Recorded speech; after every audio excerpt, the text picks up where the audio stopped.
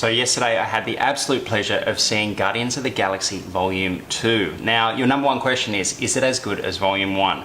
No, it's not.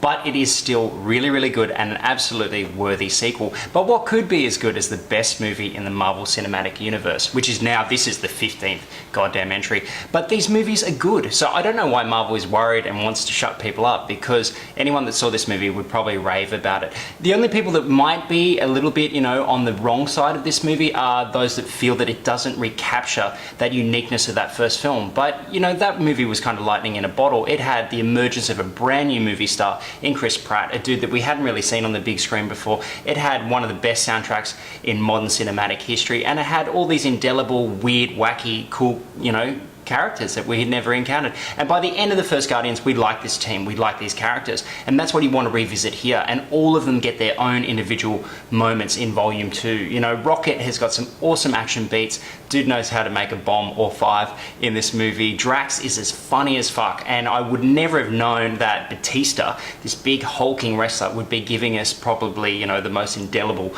comedic creation in modern cinema.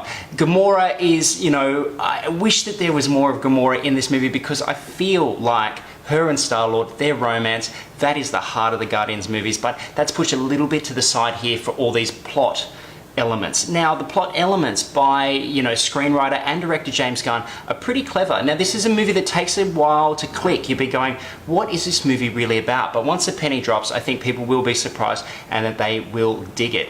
As for Gunn as a director, the dude, he did a couple of small movies, Slither and Super, and then the shackles were off in terms of budget, and now they're off even again, and this guy just throws things up on screen that you have never seen before. This movie is the most striking Marvel movie to date, and it looks like a 2.5-hour acid trip. It is brilliant. So if you're worried that this is going to be an inferior sequel, fret not, because this movie kicks an unholy amount of ass. I will do a more detailed video that will review everything, and I'll even give it a star rating once the embargo lifts. But as for just a reaction, 2 thumbs up from me.